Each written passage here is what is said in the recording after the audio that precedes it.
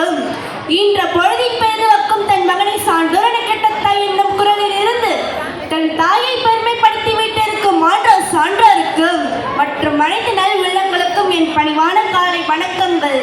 இன்று நான் பேச விரும்பும் தலைப்பு மருந்தில்லா மகசூல், மனித குலத்தின் மீட்பு. ஒரு கேள்வியுடன் தொடங்க விரும்புகிறேன். நாம் சாப்பிடுவது உணவா இல்லை நோய்களை அழைக்கும் விஷமா?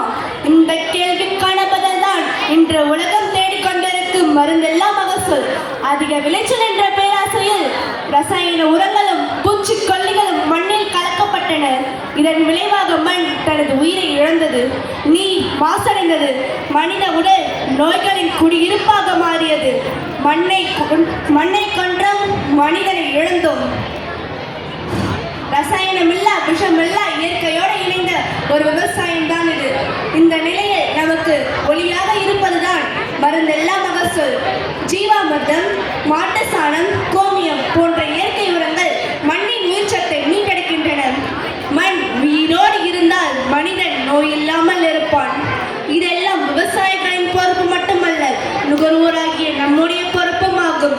நாம் வாங்கும் உணவின் தேர்வே எந்த வகை உணவு வளர வேண்டும் என்பதை தீர்மானிக்கிறது.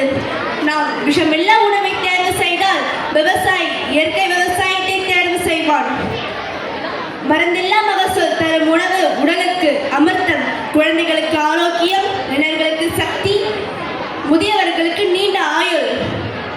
இன்று அதிகரித்து வரும் இரத்த அழுத்தம், சர்க்கரை, புற்றுநோய் போன்ற நோய்களுக்கு முக்கிய காரணம் ரசாயன கலந்த உணவுகளே.